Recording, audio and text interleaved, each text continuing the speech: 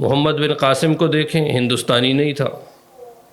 محمود غزنوی کو دیکھیں، ہندوستانی نہیں تھا۔ شہاب الدین غوری کو دیکھیں، ہندوستانی نہیں تھا۔ قطب الدین ایبک کو دیکھیں، ہندوستانی نہیں تھا۔ شمس الدین التمش کو دیکھیں، ہندوستانی نہیں تھا۔ محمود غزنوی کے زمانے میں ابو محمد چشتی تھے رحمہ اللہ۔ شہاب الدین غوری کے زمانے میں معین الدین چشتی تھے۔ شیخ الاسلام بابا فرید الدین گنج شکر رحمہ اللہ حضرت فاروق اعظم رضی اللہ عنہ کی اولاد سے ہیں، عربی ہیں۔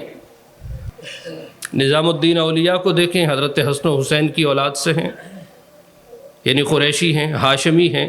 قطب الدین بختیاری کاکی رحمہ اللہ کو دیکھیں، سمرقندی ہیں، ہندوستانی نہیں ہیں۔ کہ خلفاء اور سلاطین اور علماء اور صلحاء اور اولیاء اللہ جنہوں نے ہندوستان کی تاریخ میں ایک بڑا انقلاب لایا، تو ہندوستان میں بھی مسلمان اسی پیغام کو لے کر باہر سے تشریف لائے۔ تو جو سلاطین تھے، جو بادشاہ تھے یہاں کے، انہوں نے لوگوں کو عدل اور انصاف کے تقاضے بتائے کہ حکومت کیسے کی جاتی ہے، اور جو علماء اور صوفیاء اور صلحاء تھے، انہوں نے آ کر لوگوں کو یہ بتایا کہ انسان کو گناہوں کی، نافرمانی کی اور اللہ تعالیٰ کی نافرمانیوں کی زندگی سے نکل کر اللہ کے محبوب بننے کے لیے جن امور کو کرنا ہے وہ کیسے کیا جاتا ہے۔ اتنی ذات پات کا اتنا بڑا مسئلہ تھا کہ ایک ہندو دوسرے ہندو کی ذات کو برداشت نہیں کرتے تھے۔ ہندوؤں میں بعض خاندان ایسے تھے کہ جن کو راجہ بننے کی، حکمران بننے کی اجازت تھی۔ ہر دوسرا چوتھا ہندوؤں کا کوئی خاندان راجہ بننے کی اہلیت نہیں رکھتے تھے۔ اس کی وجہ کیا تھی کہ وہ ادنا خاندان کا تھا۔ یہاں بزرگ آئے اور انہوں نے یہ چیز جب نوٹ کی تو انہوں نے جو محبت مسلمانوں کو دینی تھی وہی محبت ہندوؤں اور سکھوں اور عیسائیوں کو دینا شروع کر دی۔ اسی لیے آپ نے دیکھا کہ معین الدین چشتی رحمہ اللہ کو لوگ معین الدین چشتی اس نام سے کم جانتے ہیں، لیکن خواجہ غریب نواز کا ان کا جو لقب ہے اس سے زیادہ لوگ جانتے ہیں۔ سب لوگ انہیں خواجہ غریب نواز کہتے ہیں۔ وجہ کیا تھی کہ پہلے لوگوں کی خدمت کرو، ان کو اپنے قریب کرو اور اپنے اوپر اسلام کو نافذ کرو تاکہ صرف تمہیں دیکھ کر یہ مسلمان ہو جائیں۔ حضرت عمر کے متعلق تو اتنا آتا ہے احادیث میں کہ حضرت عمر رضی اللہ تعالیٰ عنہ 12 مرتبہ حضور کے پاس تشریف لائے، کہا یا رسول اللہ شراب کے بارے میں بتائیں، اور واضح پوچھا اللہ تعالیٰ سے یہ جا رہا ہے کہ اللہ اس کے حرام اور حلال ہونے کا حکم واضح ارشاد فرما دیں۔ اللہ جواب میں اتنی بات ارشاد فرما رہے ہیں کہ یہ ایک نقصان دہ چیز ہے، البتہ لوگوں کے لیے اس میں فائدے بھی ہیں۔ اب آخری 5 سالوں میں حکم نازل ہوا سورہ مائدہ کا،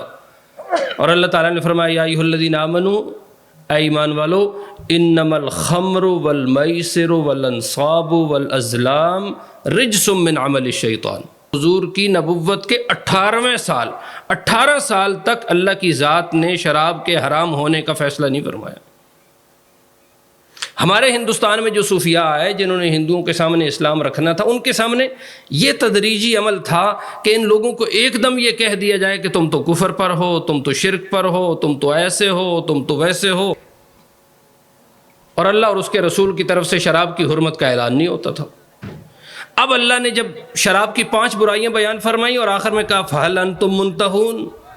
کیا تم اب اس شراب کے عمل سے بچ جاؤ گے؟ حضرت عمر کے بارے میں آتا ہے کہ کھڑے ہو گئے، وجد میں آ گئے اور کہا اللہم انتہینا، اللہم انتہینا، اے اللہ ہم اس سے باز رہیں گے، ہم اس سے رکے رہیں گے۔ چونکہ حضرت عمر کا سب سے زیادہ اصرار تھا کہ اس شراب کے متعلق حلال اور حرام ہونے کا حکم واضح ہونا چاہیے۔ اس قسم کی لعنتیں شراب کے متعلق جتنے بھی لوگ اس کے ساتھ متعلق ہو سکتے ہیں، آپ نے ایک ایک چیز کا نام لے کر، بنانے والا،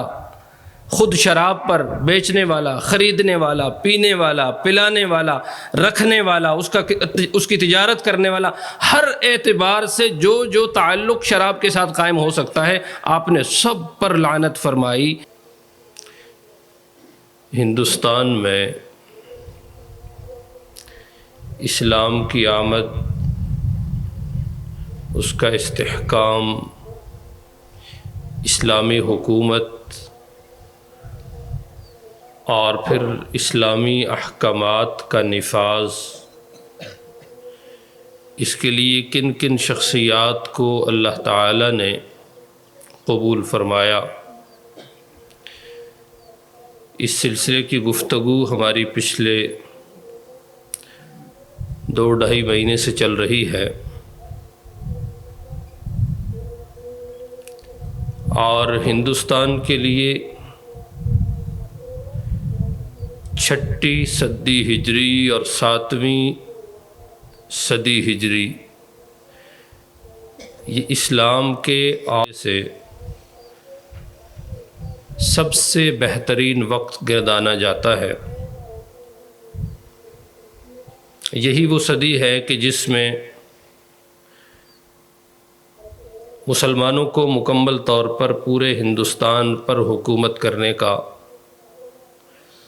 اور پھر اس اسلامی حکومت کی برکت سے پوری دنیا سے علماء، صوفیاء، صلحاء اور علم و عمل کے بڑے بڑے جبال اور اہم شخصیات وہ ہندوستان کے اسلامی حکومت کی وجہ سے یہاں ہجرت کر کے تشریف لائے، اور پھر مسلمانوں نے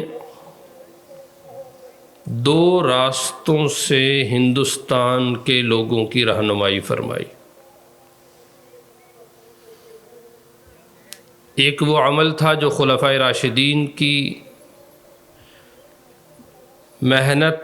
اور ان کے ثمر کا نتیجہ کہ حکومت کا نظام، حکومت کا عدل انصاف ایسا تھا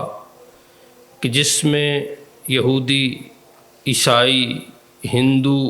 سکھ، مسلمان، یہاں تک کہ سلطان کے اپنے خاندان کے لوگ اور سلطان کے وزراء اور اس کے رؤساء اور امراء، انصاف سب کے لیے برابر ہوتا تھا۔ اس عدل کی برکت سے اسلامی حکومت کو استحکام میں کوئی بڑی قربانی نہیں دینی پڑی۔ ہر بندے کی خواہش چونکہ یہ نہیں ہوتی کہ اس نے حاکم بننا ہے، اس نے سلطان بننا ہے، اس نے حکومت کرنی ہے، لیکن یہ خواہش ہر بندے کی ہوتی ہے کہ اسے انصاف اور اس کو عدل کے تقاضے، اس کے حصے کے جو عدل کے تقاضے ہیں وہ پورے کیے جائیں۔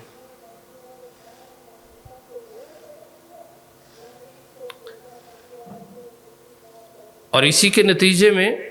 ہندوستان میں جب بھی مسلمانوں نے حکومت کی ہے، مسلمانوں کی کوئی 800 سالہ تاریخ کے قریب اسلامی حکومت یا مسلمانوں کی حکومت آپ اس کو کہیں، ان 800 سالہ حکومت کے اس لمبے چوڑے عرصے میں ہندوستان کا کوئی ایک بادشاہ اور مسلمان سلطان نہیں تھا جس نے ہندوستان پر حکومت کی ہو، بلکہ یہ سارے لوگ باہر سے ہجرت کر کے آئے ہوئے تھے، باہر سے آئے ہوئے لوگوں نے یہاں آ کر حکومت کی۔ محمد بن قاسم کو دیکھیں، ہندوستانی نہیں تھا۔ محمود غزنوی کو دیکھیں، ہندوستانی نہیں تھا۔ شہاب الدین غوری کو دیکھیں، ہندوستانی نہیں تھا۔ قطب الدین ایبک کو دیکھیں، ہندوستانی نہیں تھا۔ شمس الدین التمش کو دیکھیں، ہندوستانی نہیں تھا۔ 80-85 سالہ جو خاندان غلامہ، یعنی غلاموں کی حکومت یہاں آزاد لوگوں پر رہی، اور یہ سارے لوگ ترک تھے یا ترک سلطانوں کے غلام تھے۔ تو ہندوستان پر حکومت بھی مسلمانوں نے باہر سے آ کے کی، اور یہاں آ کر علم اور دین کا جو جام یہاں کے انسانوں کو پلایا، وہ بھی یہاں کے مقامی لوگوں نے نہیں بلکہ باہر سے ہجرت کر کے جو اولیاء اللہ اور جو صوفیاء تشریف لائے ہوئے تھے۔ محمود غزنوی کے زمانے میں ابو محمد چشتی تھے رحمہ اللہ، سمرقند سے آئے ہوئے تھے۔ شہاب الدین غوری کے زمانے میں معین الدین چشتی تھے، وہ بھی چشت سے تشریف لائے ہوئے تھے۔ پاک پتن کے بزرگوں کو دیکھیں، شیخ الاسلام بابا فرید الدین گنج شکر رحمہ اللہ حضرت فاروق اعظم رضی اللہ عنہ کی اولاد سے ہیں، عربی ہیں، اور یہ لوگ بھی وہیں سمرقند اور بخارا سے ہجرت کر کے یہاں آ کر لوگوں کو دین اور اسلام کا جام پلا رہے ہیں۔ نظام الدین اولیاء کو دیکھیں، حضرت حسن و حسین کی اولاد سے ہیں، یعنی قریشی ہیں، ہاشمی ہیں، اور باہر سے ہجرت کر کے یہاں تشریف آئے اور یہاں کے انسانوں کو اسلام کا اور ایمان کا جام پلا رہے ہیں۔ قطب الدین بختیاری کاکی رحمہ اللہ کو دیکھیں، سمرقندی ہیں، ہندوستانی نہیں ہیں۔ اس کے بعد کے خلفاء اور سلاطین اور علماء اور صلحاء اور اولیاء اللہ جنہوں نے ہندوستان کی تاریخ میں ایک بڑا انقلاب لایا، یہ سب لوگ ہندوستان کے باہر سے ہجرت کر کے یا جہاد کے ذریعے یہاں آئے ہوئے تھے، اور یہاں آ کر انہوں نے اسلام کو وہی پروان چڑھایا جو صحابہ اکرام مہاجرین مکہ کے مہاجروں نے مدینہ میں، پھر مدینہ کے بعد پورے عرب میں، پھر عرب کے بعد عجم میں، اور شام اور روم اور ان علاقوں میں اسلام کی آبیاری میں جو لوگ کام آئے وہی خالد بن ولید تھے جو مکہ کے تھے۔ تو ہندوستان میں بھی مسلمان اسی پیغام کو لے کر باہر سے تشریف لائے اور یہاں آ کر کے ہندو، سکھ اور دیگر غیر مسلموں کو اسلام کا تعارف کروایا، اور آج ایک بڑی تعداد میں مسلمان یہاں موجود ہیں، اور یہاں ہندوستان کے اندر بڑی تعداد میں باہر سے ہجرت کر کے آئے ہوئے خاندانوں کی بھی ایک بڑی تعداد ہے۔ تو جو سلاطین تھے، جو بادشاہ تھے یہاں کے، انہوں نے لوگوں کو عدل اور انصاف کے تقاضے بتائے کہ حکومت کیسے کی جاتی ہے،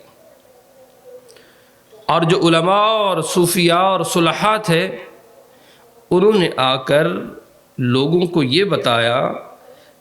کہ انسان کو گناہوں کی، نافرمانی کی اور اللہ تعالیٰ کی نافرمانیوں کی زندگی سے نکل کر اللہ کے محبوب بننے کے لیے جن امور کو کرنا ہے وہ کیسے کیا جاتا ہے۔ اسی لیے آپ دیکھتے ہیں کہ ہندوستان میں جیسے ہی ہمارے بڑے بڑے بزرگ یہاں تشریف لائے تو چند دنوں میں ان کا حلقہ احباب اتنا بڑھ گیا کہ ہفتوں اور مہینوں کی محنت میں لاکھوں لوگ ان کے ارد گرد اکٹھے ہو گئے، اور چونکہ ان کا جو کام کرنے کا طریقہ تھا وہ یہاں کے ہندو اور سکھوں کی جو اکثر آبادی تھی ان کو سامنے رکھتے ہوئے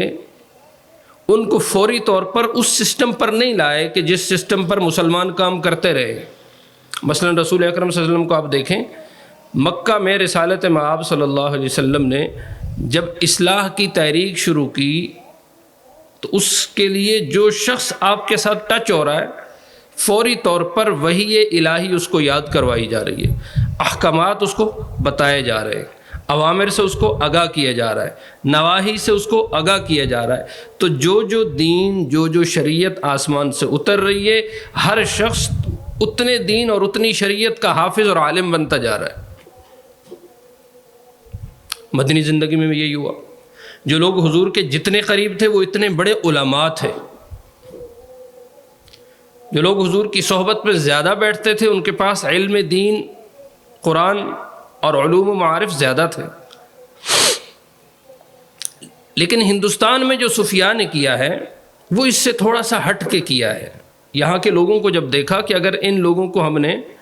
خانقاہ اور مدارس میں بیٹھ کر ان کو پڑھانا شروع کر دیا تو کس ہندو نے آ کر یہاں پڑھنا ہے؟ وہ تو کہیں گے کہ یہ لوگوں کو مسلح بنا رہے ہیں۔ اس لیے انہوں نے ایک اور طریقے سے کام کیا، یہاں آئے اور آ کر پہلی فرصت میں انہوں نے دیکھا کہ ہندوؤں اور سکھوں کے درمیان اور یہاں کے جو مقامی لوگ ہیں ان کا آپس میں ایک ایسا افراتفری کا نظام ہے کہ ایک خاندان دوسرے کو نہیں پسند کرتا۔ ہندوؤں میں اتنی ذات پات کا اتنا بڑا مسئلہ تھا کہ ایک ہندو دوسرے ہندو کی ذات کو برداشت نہیں کرتے تھے۔ ہندوؤں میں بعض خاندان ایسے تھے کہ جن کو راجہ بننے کی، حکمران بننے کی اجازت تھی، ہر دوسرا چوتھا ہندوؤں کا کوئی خاندان راجہ بننے کی اہلیت نہیں رکھتے تھے۔ اس کی وجہ کیا تھی کہ وہ ادنا خاندان کا تھا، یہاں بزرگ آئے اور انہوں نے یہ چیز جب نوٹ کی تو انہوں نے جو محبت مسلمانوں کو دینی تھی وہی محبت ہندوؤں اور سکھوں اور عیسائیوں کو دینا شروع کر دی۔ اسی لیے آپ نے دیکھا کہ معین الدین چشتی رحمہ اللہ کو لوگ معین الدین چشتی اس نام سے کم جانتے ہیں، لیکن خواجہ غریب نواز کا ان کا جو لقب ہے اس سے زیادہ لوگ جانتے ہیں۔ سب لوگ انہیں خواجہ غریب نواز کہتے ہیں۔ وجہ کیا تھی کہ یہاں جب تشریف لائے اور یہاں اجمیر میں جب بیٹھے تو انہوں نے دیکھا کہ ارد گرد ہر طرف غریب ہندو سکھ مسلمان ہیں، تو انہوں نے ہر ایک کی خدمت شروع کر دی۔ لوگ راتوں کو سوئے ہوتے تھے اور صبح اٹھتے تھے تو ایک دوسرے سے پوچھتے تھے کہ اللہ کی عجیب رحمت رات کو ہوئی کہ ہم صبح اٹھے تو گھر کے صحن میں آٹے کے تھیلے پڑے ہوئے تھے۔ دوسرا کہتا ہے کہ ہمارے ساتھ بھی یہی ہوا۔ محلے میں یہ بات ایک دوسرے کو کہہ رہا ہے، دوسرا تیسرے کو کہہ رہا ہے، تیسرا چوتھے کو کہہ رہا ہے۔ اب کسی کو یہ نہیں پتا تھا کہ یہ جو بابا جی بیٹھے ہوئے جو اللہ اللہ کروا رہے ہیں لوگوں کو، یہ راتوں کو لوگوں کی اور ہندوؤں اور سکھوں اور مسلمانوں سب کی برابر خدمت کر رہے ہیں، یہ کسی کو نہیں پتا تھا۔ اور جب خبر نکلی، جب پتہ چلا کہ راتوں کو لوگوں کے گھروں میں بغیر اطلاع کے راشن کون چھوڑ جاتا ہے، تو لوگوں نے اس خواجہ کو معین الدین چشتی کے بجائے غریب نواز کہنا شروع کر دیا۔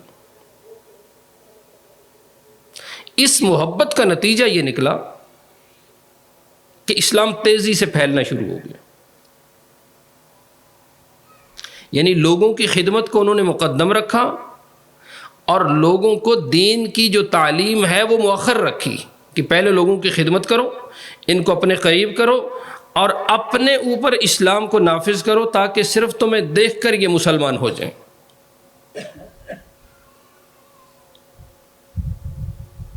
اور ان کے اندر جو برائیاں ہیں، ان کے اندر جو خرابیاں تھیں، ان کے اندر جو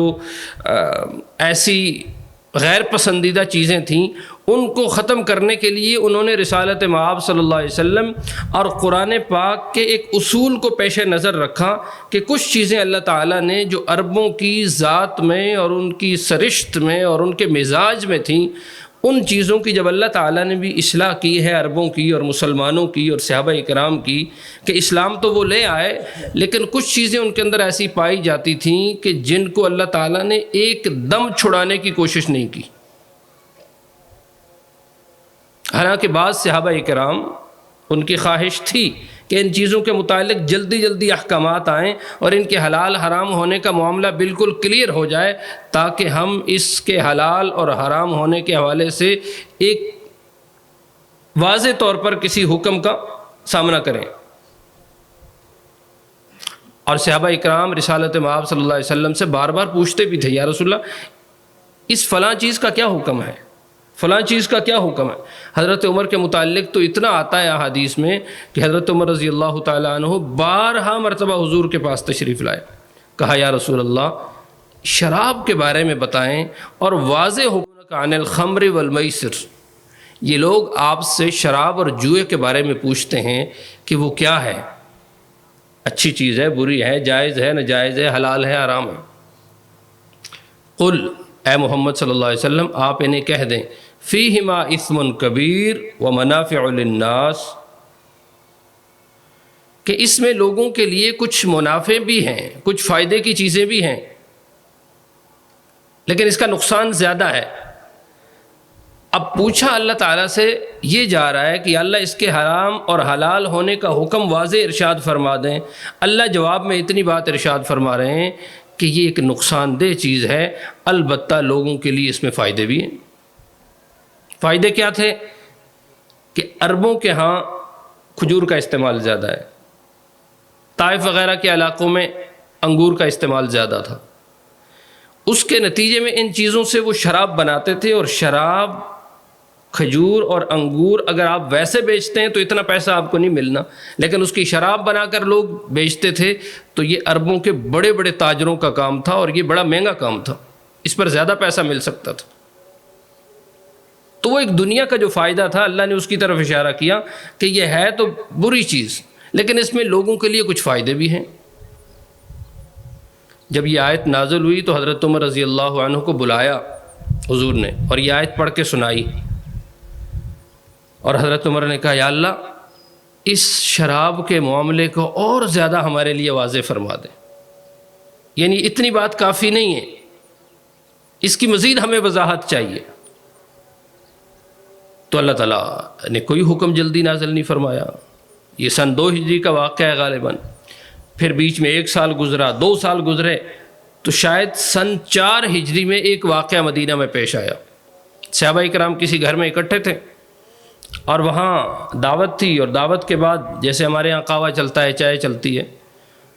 تو عربوں کے ہاں چونکہ شراب کا اس طرح عام استعمال تھا، اور صحابہ کرام حکم پوچھ بھی رہے ہیں اور اللہ تعالیٰ حکم نہیں بتا رہے، بس اتنا ہی کہہ رہے ہیں کہ کچھ فائدے تمہارے لیے ہیں اگرچہ کہ کچھ نقصان بھی ہیں۔ تو جب ایک چیز حرام نہیں تھی تو اس کو استعمال طبیعت کے مطابق جیسے چل رہا تھا ایسے ہی چلنے دیا۔ تو کھانے کے بعد شراب بھی استعمال ہوئی، اور نماز مغرب کا وقت ہوا تو ایک صاحب نے نماز پڑھائی اور اس نے سورہ کافرون کی تلاوت کی، قل یا ایھا الکافرون لا اعبد ما تعبدون۔ اب اس میں جو آیت آ رہی ہے لا اعبد ما تعبدون، حضور سے کہا جا رہا ہے کہ آپ کافروں سے کہیں کہ میں ان کی عبادت نہیں کرتا ہوں جس چیز کی تم عبادت کرتے ہو، یعنی بتوں کی۔ لیکن وہ ساتھی چونکہ ابھی کھانے کے بعد شراب پی ہوئی تھی، نشے کی کنڈیشن میں تھے، نماز جب انہوں نے پڑھائی تو انہوں نے اس آیت میں نفی کو اس بات میں لے آئے ہو، یعنی لا اعبدو کے بجائے انہوں نے کہا اعبد ما تعبدون، کہ اے محمد صلی اللہ علیہ وسلم کافروں سے کہہ دیجئے کہ میں عبادت کرتا ہوں ان بتوں کی جن کی تم عبادت کرتے ہو۔ آیت کا یہ معنی بن گیا، جبکہ اللہ تعالیٰ فرما رہے ہیں کہ آپ یہ کہیں کہ میں ان بتوں کی عبادت نہیں کرتا جن کی تم عبادت کرتے ہو، لیکن تلاوت کرنے والے سے لا کا حرف رہ گیا، اور سورت کا جو مفہوم تھا، جو منشا تھا، وہ بالکل الٹا ہو گیا۔ اس پر ایک آیت نازل ہوئی سورہ نساء کی، یا ایھا الذین آمنوا لا تقربوا الصلاۃ وانتم سکارى حتی تعلموا ما تقولون، اے ایمان والو تم نماز کے قریب مت جاؤ اس حال میں کہ تم نے شراب پی ہوئی ہے اور تم نشے کی کنڈیشن میں ہو، تو ایسی کنڈیشن میں تم نماز کے قریب مت جاؤ،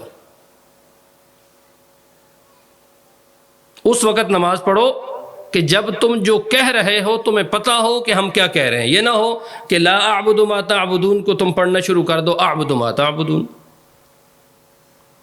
تو اب شراب پر ایک قدم اللہ تعالیٰ نے ایک اور اٹھایا، اور اس پر بھی حرام ہونے کا فیصلہ نہیں فرمایا، اتنا کہا کہ شراب پی کر نماز نہیں پڑھ سکتے۔ اب کیا ہوا، عربوں کے معاشرے میں صحابہ کرام نے نماز کے اوقات میں اور نماز کے اوقات کے قریب میں شراب کو چھوڑ دیا۔ اب آپ اندازہ کریں، ظہر کی نماز کے بعد ایک آدمی اگر شراب پیتا ہے تو وہ عصر کی نماز نہیں پڑھ سکے گا، عصر کی نماز کے بعد شراب پیتا ہے تو مغرب کی نماز نہیں پڑھ سکے گا، مغرب کے بعد پیتا ہے تو عشاء کی نہیں پڑھ سکے گا، چونکہ نمازوں کے اندر گیپ ہی تھوڑا تھوڑا ہے۔ ہاں اگر کوئی عشاء کے بعد پی لیتا ہے تو فجر کی نماز میں بہت ٹائم ہے، فجر کے بعد پی لیتا ہے تو ظہر کی نماز میں بہت ٹائم ہے۔ تو گویا کہ اللہ تعالیٰ نے شراب کو حرام نہیں کیا، لیکن اس کی ایک لمٹ قائم کر دی کہ تم ظہر سے لے کر عشاء تک ان بیچ کی 4 نمازوں کے بیچ میں تم نہیں پی سکتے ہو، چونکہ نمازوں کا گیپ تھوڑا تھوڑا ہے، اور پی کر تم نشے کو دور کر کے نماز تک نہیں پہنچ سکتے۔ اور رات کی کنڈیشن کو اپنے حال پر چھوڑ دیا، فجر سے ظہر تک کو اپنے حال پہ چھوڑ دیا۔ یہ ہمارے جو صوفیات ہیں یہاں کے، قرآن پاک کے ان احکامات اور شراب جیسی اہم برائی کو اللہ تعالیٰ نے جس تدریج کے عمل سے گزارا اور صحابہ کرام کو اس سے بچایا، لیکن اس کے بچانے کے لیے ایک عرصہ لگ گیا۔ صحابہ کہہ رہے ہیں کہ اس کا حکم ہمیں بتایا جائے، اللہ نہیں بتا رہے۔ اتنا بتایا کہ اس میں نقصان ہے، پھر اتنا بتایا کہ نماز کے اوقات میں تم اس کو پی کر نماز کے قریب مت جاؤ۔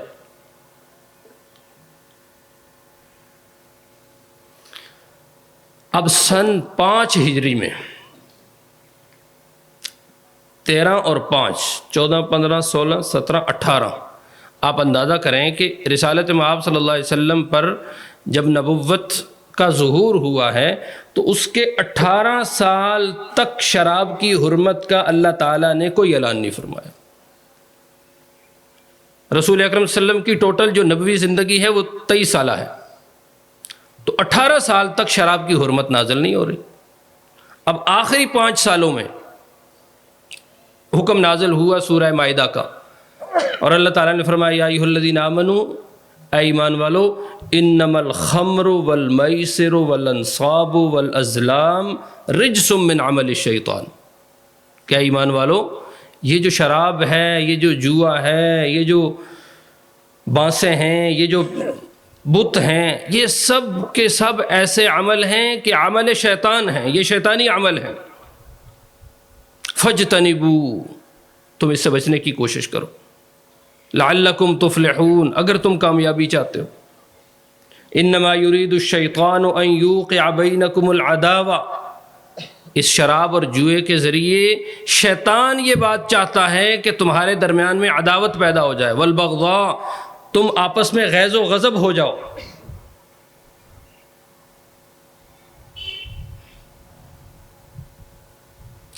اب شراب کی اللہ تعالیٰ نے حرمتیں بیان کرنا شروع کر دیں کہ یہ شیطانی عمل ہے، اور اس کے ذریعے شیطان تمہارے درمیان بغض ڈالتا ہے، عداوت ڈالتا ہے، غیظ و غضب کرتا ہے آپس میں ایک دوسرے کو، اور پھر اس کے ذریعے اللہ تعالیٰ کی نماز اور اللہ کے ذکر سے یہ تمہیں دور کرتا ہے۔ تو یہ 5 برائیاں بیان کیں، اور ان 5 برائیوں کو رسالت مآب صلی اللہ علیہ وسلم نے صحابہ کے سامنے رکھا، لیکن حضور کی نبوت کے 18 سال تک اللہ کی ذات نے شراب کے حرام ہونے کا فیصلہ نہیں فرمایا۔ ہمارے ہندوستان میں جو صوفیاء آئے جنہوں نے ہندوؤں کے سامنے اسلام رکھنا تھا، ان کے سامنے یہ تدریجی عمل تھا کہ ان لوگوں کو ایک دم یہ کہہ دیا جائے کہ تم تو کفر پر ہو، تم تو شرک پر ہو، تم تو ایسے ہو، تم تو ویسے ہو، تم فلاں ہو، تم فلاں ہو۔ نہیں، ابتداءً صرف ان کو محبت دی، ایمان کی کوئی بات نہیں کی، اصلاح کی کوئی بات نہیں کی، ان کے گھروں میں راشن ڈلوائے، ان کی ضروریات زندگی کو پورا کیا، ان کو محبت دی، ان کو اپنے قریب کیا، اور جب وہ قریب ہو گئے اور اتنے قریب ہوئے کہ اب ایمان کا رشتہ ان کے حلق سے نیچے اتر گیا، اب ان حضرات نے ان کو دین اور ایمان کے بعد ان برائیوں سے بچنے کی تلقین کی، لیکن سب سے پہلے ان کو اپنے قریب کیا۔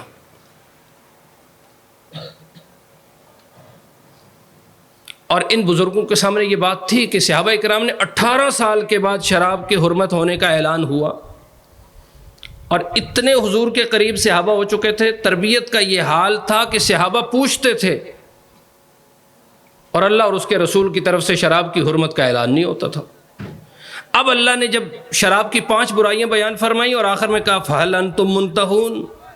کیا تم اب اس شراب کے عمل سے بچ جاؤ گے؟ حضرت عمر کے بارے میں آتا ہے کہ کھڑے ہو گئے، وجد میں آ گئے اور کہا اللہم انتہینا، اللہم انتہینا، اے اللہ ہم اس سے باز رہیں گے، ہم اس سے رکے رہیں گے، چونکہ حضرت عمر کا سب سے زیادہ اصرار تھا کہ اس شراب کے متعلق حلال اور حرام ہونے کا حکم واضح ہونا چاہیے۔ اور اس تدریجی عمل کا جو نتیجہ مدینہ میں نکلا، شراب جیسے ہی حرام ہوئی تو حرام ہونے کے بعد جب منادی ہوئی، مدینہ کی گلیوں میں اعلان ہوا، تو صحابہ کرام کچھ وہ تھے جو مدینہ میں تھے، انہیں فوری طور پر اطلاع ہو گئی۔ حضرت ابو طلحہ رضی اللہ تعالیٰ عنہ بڑے درجے کے صحابی ہیں، ان کے گھر میں صحابہ کرام کی دعوت تھی، اور دعوت کے بعد شراب چل رہی تھی کہ باہر کوئی آواز آئی، تو حضرت ابو طلحہ نے حضرت انس کو بھیجا کہ دیکھو باہر کون ہے، کون آوازیں دے رہا ہے۔ تو جب وہ باہر نکلا تو منادی آواز دے رہا تھا کہ شراب کی حرمت کا اعلان ہو چکا ہے، شراب کو چھوڑ دو۔ بس یہ بات اندر آ کے بتانی تھی کہ صحابہ اکرام کے ہاتھوں میں جام کا جو پیالہ پکڑا ہوا تھا، جس نے ہونٹ کے ساتھ لگایا تھا وہ ہونٹ سے ہٹا لیا، اور جو منہ میں تھی وہ تھوک دی، اور جو حلق سے نیچے اتر چکی تھی انگلی حلق میں ڈال کے قے کر دی، اور جو برتن جن میں وہ صحابہ کرام شراب پی رہے تھے، جن مٹکوں میں پڑی ہوئی تھی، ان برتنوں کو اٹھا کر باہر پھینک دیا اور ان مٹکوں کو اٹھا کر گلیوں میں ڈال دیا۔ اور صحابہ کرام کے متعلق آتا ہے کہ ایک صحابی تھے، وہ خیبر سے شراب لے کے آ رہے تھے اور راستے میں کسی نے بتایا کہ کدھر لے کے جا رہے ہو؟ تو کہا مدینہ میں لے کے جانا ہے، بیچنا ہے اس کو۔ تو کہا شراب کی تو حرمت کا اعلان ہو گیا ہے۔ تو اس نے وہیں کسی پتھر کے پیچھے چھپا کے اس کو رکھا اور اس کے اوپر کپڑا ڈال دیا اور حضور کی خدمت میں حاضر ہوا اور کہا یا رسول اللہ میں نے یہ بات صحیح سنی ہے کہ شراب کی حرمت کا اعلان ہو گیا ہے؟ تو آپ نے فرمایا ہاں۔ تو اس نے کہا کہ میں نے تو خیبر سے شراب لائی ہے بیچنے کے لیے، تو جن لوگوں سے میں لے کے آیا ہوں میں ان کو واپس کر دوں؟ تو آپ نے فرمایا کہ اب ان کو واپس کرنا بھی حرام ہے تم پر۔ کہا یا رسول اللہ اس میں کچھ یتیم بچوں کا پیسہ لگا ہوا ہے اس شراب کی تجارت میں۔ تو آپ نے فرمایا کہ ان یتیم بچوں کو بھی اس شراب کو بیچ کر تم پیسے واپس نہیں کر سکتے ہو۔ ہاں ان یتیم بچوں کا حل ہم یہ نکال لیتے ہیں کہ بحرین کا مال آنے والا ہے، اور جب بحرین سے مال آئے گا تو بیت المال سے ہم ان یتیموں کا جو پیسہ اس تجارت میں لگا ہے جس میں ان کو خسارہ ہو رہا ہے وہ پیسہ ہم ان کو ادا کر دیں گے، لیکن شراب کو بیچ کر یتیموں کا پیسہ بھی تم ادا نہیں کر سکتے۔ کچھ صحابہ کرام کا حال یہ تھا کہ وہ مدینہ سے باہر تھے۔ یہ 5 ہجری کا واقعہ ہے۔ 8 ہجری میں رسول اللہ صلی اللہ علیہ وسلم گئے، مکہ فتح ہوا۔ تو سیرت کی کتابوں میں، احادیث کی کتابوں میں آتا ہے کہ ایک صحابی آئے اور رسول اکرم صلی اللہ علیہ وسلم کے لیے تحفہ لائے، اور پورا وہ مشک کا برتن، وہ جو چمڑے کا ایک برتن ہوتا ہے، وہ شراب کا بھر کے لائے کہ آپ کو تحفہ دوں۔ تو جب وہ آئے تو رسول اکرم صلی اللہ علیہ وسلم اس کو دیکھ کر ہنسنے لگے اور کہا کہ تم نہیں تھے یہاں، تمہارے آنے کے بعد شراب کو اللہ تعالیٰ نے حرام کر دی ہے۔ اس نے کہا اچھا۔ کہا میں پھر ایسا کرتا ہوں کہ اس کو بیچ کے اس کا جو پیسہ ہے وہ آپ کو ہدیہ کر دیتا ہوں۔ تو آپ نے فرمایا کہ اب اس کو بیچ کر اس سے پیسے کا حاصل کرنا یہ بھی حرام کر دی اللہ تعالیٰ۔ پھر اپنے غلام سے کہا کہ جاؤ اور جا کر بدحا کی وادیوں میں اس کو بہا دو۔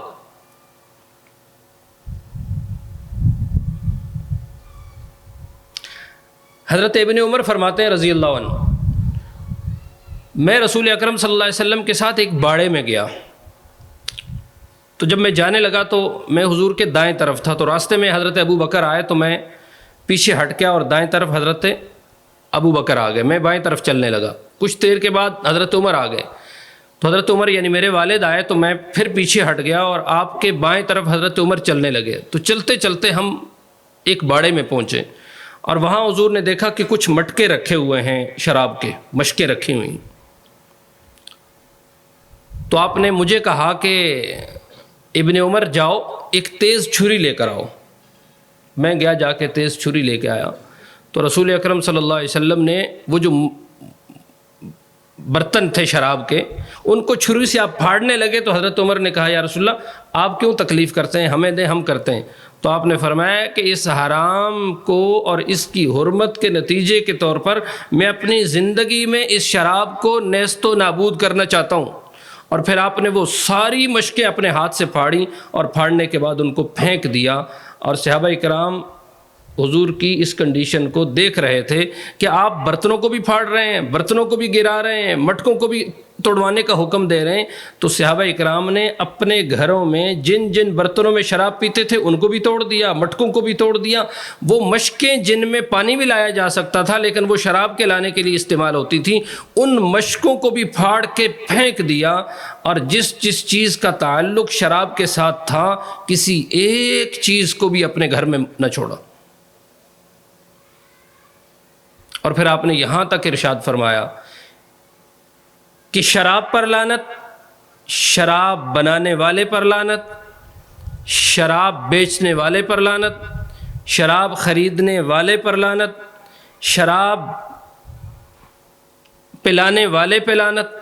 شراب رکھنے والے پہ لعنت۔ آپ نے 10 قسم کی لعنتیں شراب کے متعلق جتنے بھی لوگ اس کے ساتھ متعلق ہو سکتے ہیں، آپ نے ایک ایک چیز کا نام لے کر، بنانے والا،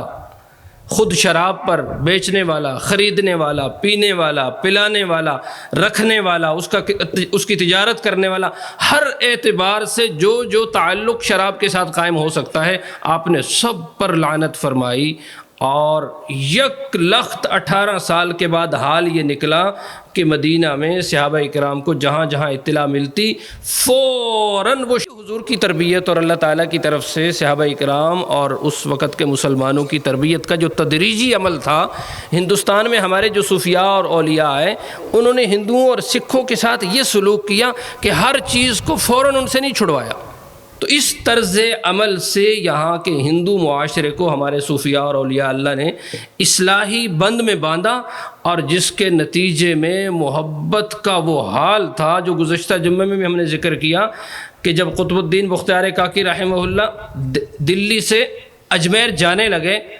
تو بادشاہ سمیت لوگ آ کر پاؤں میں پڑ گئے، اور پھر معین الدین چشتی رحمہ اللہ نے کہا اتنے لوگوں کا دل دکھا کر ہمیں تمہیں دلی سے اجمیر جاتے ہوئے لوگوں کی تکلیف کا احساس ہو رہا ہے، تم یہیں رہو، یہ جو محبت لوگوں کی تمہیں نصیب ہوئی ہے اس میں تمہارا کوئی کمال نہیں ہے، یہ اللہ کی طرف سے عطا کردہ ہے۔ ہمیں بھی آج کے معاشرے میں اسی تربیت کے ساتھ، اسی محبت اور خلوص کے ساتھ ان لوگوں کی طرح آج کے معاشرے میں اپنے مسلمان بچوں کے ساتھ بھی یہی سلوک کرنے کی ضرورت ہے۔ اللہ تعالی ہندوستان میں کام کرنے والے ان سلاطین، مجاہدین، صوفیاء اور اولیاء اللہ جنہوں نے محنت کی اور جن کے نتیجے میں آج ہم مسلمان ہیں، ہم سب کی طرف سے اللہ تعالیٰ ان سب کو اجر عظیم نصیب فرمائے، اور ہمیں بھی ان کے نقش قدم پہ چلنے کی توفیق نصیب فرمائے۔ وما توفیقی الا باللہ۔